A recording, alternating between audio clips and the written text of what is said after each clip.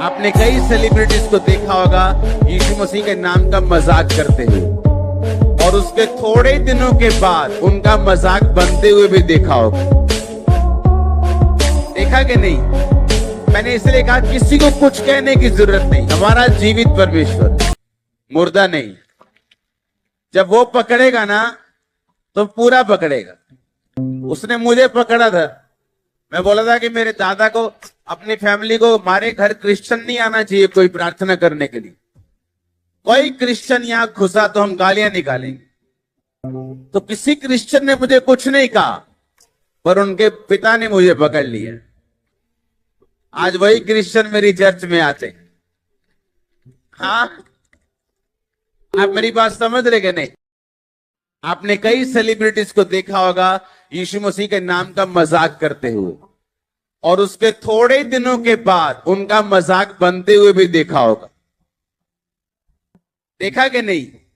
मैंने इसलिए कहा किसी को कुछ कहने की जरूरत नहीं। हमारा जीवित परमेश्वर, मुर्दा नहीं। जब वो पकड़ेगा ना तो पूरा पकड़ेगा। उसने मुझे पकड़ा था। मैं बोला था कि मेरे दादा को, अपनी फैमिली को, हमारे घर क्रिश्चियन नहीं आना चाहिए कोई प्रार्थना करने के लिए। कोई क्रिश्चियन यहां घुसा तो हम गालियां निकालेंगे। तो किसी क्रिश्चियन ने मुझे कुछ नहीं कहा, पर उनके पिता ने मुझे पकड़ लिया। आज वही क्रिश्चियन मेरी चर्च में आते। हाँ, आप मेरी बात समझ रहे कि नहीं? तो जब से मैंने नाम के साथ यूसुफ ऐड किया है, मेरी लाइफ में बहुत सी चीजें ऐड हुई हैं जबरदस्त रीति के साथ।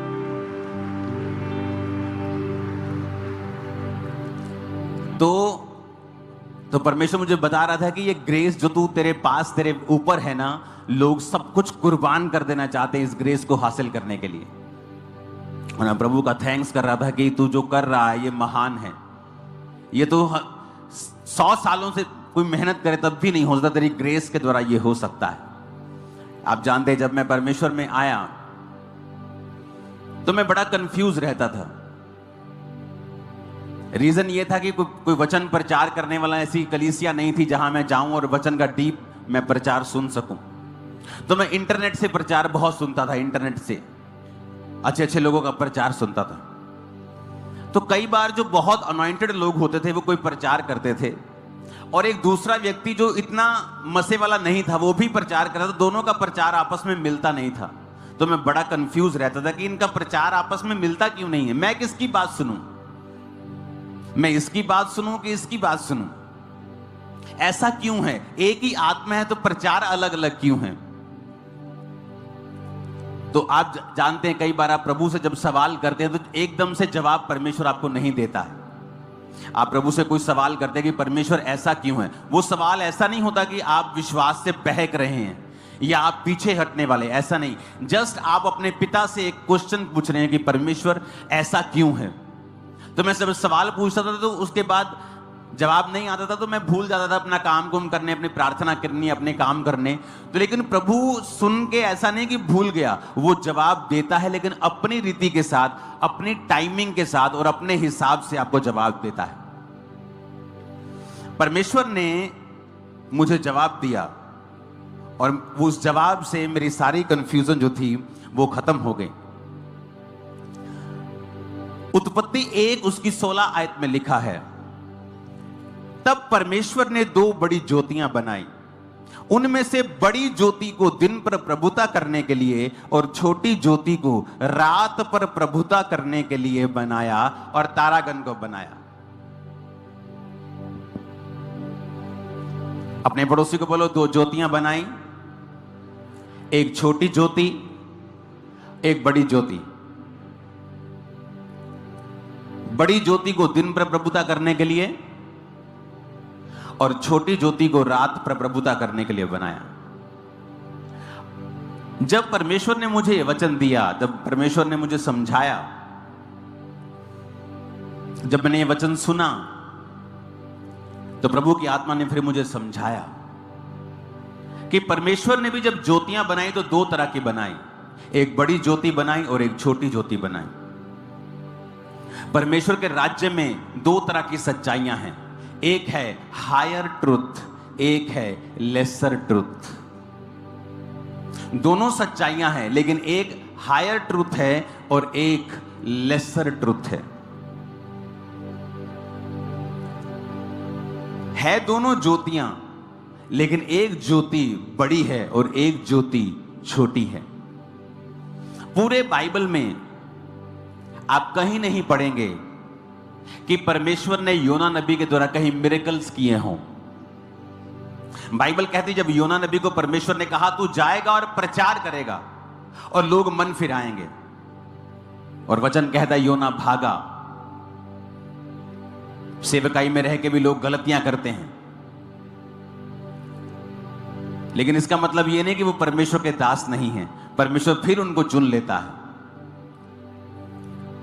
और फिर वो गया प्रचार करने के लिए और वहां पे प्रचार किया, पर उसके मन मुताबिक चीजें नहीं हो रही थी। वो लोग नाश नहीं हुए 40 दिन बाद, तो परमेश्वर से नाराज हुआ, फ्रस्ट्रेट हुआ। लेकिन अगर आप अलीशा की जिंदगी को देखते हैं तो वो हायर ट्रूथ में जीने वाला था। वचन कहता है अलीशा जब मर गया, जब हम दूसरा राजा 13 उसकी 20 और 21 आयत में लिखते हैं और दूसरा राजा 4 उसकी 38 से 44 आयत में पढ़ते हैं। पहले हम दूसरा राजा 4 उसकी 38 से 40 पढ़ेंगे। तब अलीशा गिलगाल को लौट गया और उस समय देश में अकाल था और भविष्यद्वक्ताओं के चेले उसके सामने बैठे हुए थे और उसने अपने सेवक से कहा हंडा चढ़ाकर भविष्यद्वक्ता। जय मसीह की। God bless you all of you. कैसे हैं आप सब? आशा करता हूँ परमेश्वर के वचन और प्रार्थना दुआओं में और एक दूसरे के प्रेम में बने होंगे। तो दोस्तों, भाइयों और बहनों, मैं आज आपके लिए एक ऐसा विषय लेकर आया हूँ जिस विषय के बारे में हम आपको उस वचन के द्वारा आपको समझाना चाहते हैं, जिस वचन से आप अपने मन का बोझ, अपनी सारी चिंताएं, अपनी हर एक बात को परमेश्वर के चरणों में सौंप सकते हैं। और परमेश्वर आपसे क्या कहता है ये आपको इस वचन के द्वारा पता पड़ेगा। तो दोस्तों, आज बहुत से लोग ऐसे हैं जो परमेश्वर के करीब तो हैं, पर परमेश्वर के वचन को पढ़ते भी हैं और चर्च भी जाते हैं, सब कुछ करने के बाद भी उन्हें परमेश्वर के बातों का जवाब का अर्थ नहीं मिलता। जैसे आप देखते हैं, परमेश्वर ने हमेशा दृष्टांतों में ही बात की है। हम देखते आ रहे हैं कि परमेश्वर ने जब जब हमें कुछ समझाया है कि बाइबल के द्वारा हमें एग्जाम्पल दिए हैं, तो उसके अंदर परमेश्वर हमें उन तरह से बताता है ताकि हम समझे और कोई ना समझे। इसका मतलब ये है कि हमें सबसे पहले हमारे लर्निंग के ऊपर फोकस करना होगा, हमारे समझने के ऊपर फोकस करना होगा। क्योंकि परमेश्वर हमसे कई दफा बात करता है, पर हम ये सोचते हैं कि परमेश्वर हमसे नहीं परंतु सबसे बात करता है और हमारे तरफ नहीं देख रहा, परंतु सबके तरफ उसका ध्यान है। तो ऐसा क्यों होता है कि हम बाइबल भी पढ़ रहे हैं, वचन भी पढ़ रहे हैं, पर अगर हम वचन को समझ रहे हैं और वचन पे चल रहे हैं तो हमारी दुआएं पूरी क्यों नहीं होती, हमारे काम क्यों नहीं पूरे होते? उसमें एक ही थोड़ी सी चीज है जो आप अगर सुधार सकते हैं। मैंने उस पर काम किया है, मैं उसी अनुभव से आपको बता रहा हूँ।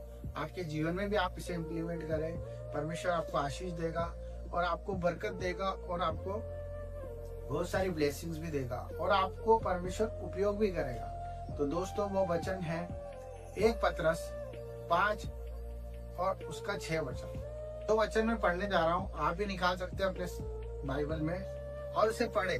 उसमें लिखा है 1 पतरस 5:6 में, इसलिए परमेश्वर के बलवंत हाथ के नीचे दीनता से रहो जिससे वह तुम्हें उचित समय पर बढ़ाए। Praise the Lord.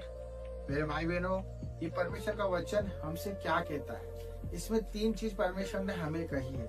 फर्स्ट है कि इसलिए परमेश्वर के बलवंत हाथ के नीचे दीनता के साथ रहो। इसलिए परमेश्वर के बलवंत हाथ के नीचे दीनता से रहो। फ्रेंड्स, भाइयों बहनों, दीनता से रहने का मतलब है इसमें 3 चीज आपको परमेश्वर दर्शा रहा है। हम जब भी वचन पढ़ते हैं तो उन वचन में ये जरूर ध्यान देंगे परमेश्वर हमसे क्या बोलना चाह रहा है और हम क्या समझ रहे हैं। उसने कहा है बलवंत हाथ और दीनता, और उसके साथ साथ उसने कहा है कि वो आपको बढ़ाएगा। मतलब उसमें साफ साफ लिखा है बलवंत हाथ के नीचे रहो और उसके साथ साथ परमेश्वर आपको बढ़ाना चाहता है। आपको बताना चाह रहा हूँ, इस वचन के अंदर परमेश्वर ये कह रहा है, उसके बलवंत हाथ के नीचे रहो। कैसे रहो? दीनता के साथ। जब हम दीनता के साथ रहेंगे तो परमेश्वर हमें उचित समय में बढ़ाएगा। इस वचन को मेरे दोस्तों 4 से 5 बार पढ़ो, आपको समझ में आएगा कि परमेश्वर क्या चाहता है। हमें दीन बन के जीवन जीना है, दीनता के साथ हमें परमेश्वर के साथ चलना है। जिस तरह परमेश्वर का वचन कहता है कि अपने क्रूस उठाओ और फल की इच्छा मत रखो और बढ़ते जाओ, परमेश्वर की ओर देखते जाओ, क्योंकि जीवन में आपको कठिनाइयां आएगी, तकलीफ आएगी, पर परमेश्वर का वचन क्यों पूरा होता है जब हमारे जीवन में, जब हम दीनता से चलते हैं। अगर हम दीनता से नहीं चलेंगे मेरे दोस्तों, अगर हमें कोई अहम होगा, कोई मैं होगा, कोई अकड़ होगी, कोई क्रोध होगा, या हम ये सोचेंगे कि ये बड़ा है, ये छोटा है, इसमें प्रेम नहीं है, इसमें प्रेम है, या हर बात का हम व्याख्या करते रहेंगे, हम घमंड से भरे रहेंगे, तो हम कभी भी परमेश्वर के वचन को पूरा होते नहीं देखेंगे। हमें यीशु मसीह के समान, जिसे परमेश्वर का वचन उसके पास आया और वो खुद ही वचन था, उस वचन पर उसने दीनता के साथ कोड़े खाए, दीनता के साथ मार खाई, दीनता के साथ उसने अपनी जिंदगी को दे दिया गया। वो दीनता हमें भी परमेश्वर को देना है। तो परमेश्वर कहता है कि उसके बलवंत हाथ के नीचे हम रहेंगे। हाँ, जब हम दीनता को अपनाएंगे तो परमेश्वर के बलवंत हाथ हम पर बना रहेगा। और बलवंत हाथ, हाथ नहीं, बलवंत हाथ, वो बलवंत हाथ जिसमें आशीषें है, जिसमें चंगाइयां है, जिसमें छुटकारा है, जिसमें आपके लिए वो हर एक रहस्य, हर एक वो आशीषें रखी है जो आप आज मांग रहे हैं। दीनता और बलवंत हाथ।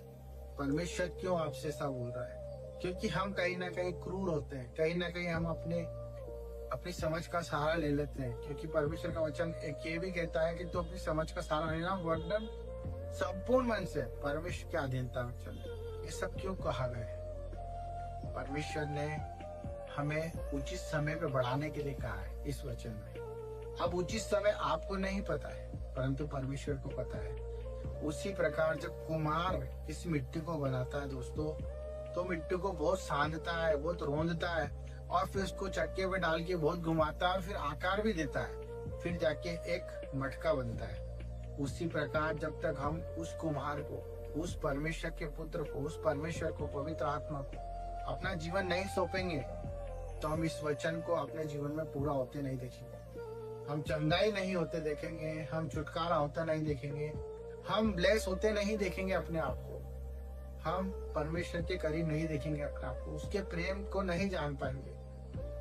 तो परमेश्वर हमसे सिर्फ यही चाहता है मेरे दोस्तों, मेरे भाइयों, मेरे बहनों, कि हम समर्पण कर दें। यस, हम अपनी तकलीफों को समर्पण कर दें, अपनी बुराइयों को, अपनी हर एक सोच को, हर एक प्रकार की चिंताओं को जो आज आपके जीवन में बढ़ रही है, जिसका सॉल्यूशन नहीं दिखता है, जिसके लिए आप दिन रात प्रयास कर रहे, कोशिशें कर रहे, करना बंद कर दीजिए। क्योंकि परमेश्वर का वचन कहता है कि दीन बनो, दीनता से चलो, नम्र बनो। जब आप नम्र बनोगे, उसके आज्ञाकारिता में चलोगे, तो वो उसकी तरह से हमें बनाएगा। क्योंकि जन्म देने वाला वो है, और उसी ने हमें रचा, उसी ने हमें गढ़ा, और उसी ने हमें मुर्दों में से जीवित किया। तो हम अपने आप में कैसे अधिकार रख सकते हैं? हम कुछ भी नहीं है। अपनी सारी चिंता, अपनी सारी टेंशन्स, माँ बाप की, परिवार की, कर्जों की, बीवियों की, बच्चों की, पढ़ाई की, एनीवे टेंशन्स, सब परमेश्वर के अधीनता के साथ दीनता में आ जाओ। जब हम दीनता में आ जाएंगे तो परमेश्वर के इस वचन को पूरा होते देखेंगे। अगर आपको मैसेज अच्छा लगा मेरे दोस्तों, भाइयों, अपना समर्पण परमेश्वर को दे, और मुझे भी आशीष दे कि मैं जो काम कर रहा हूँ उसमें बढ़ूं, और आप सबके सामने अच्छे अच्छे वचन, परमेश्वर की बातें रख पाऊं। तो thank you for watching my channel. सबको जय मसीह।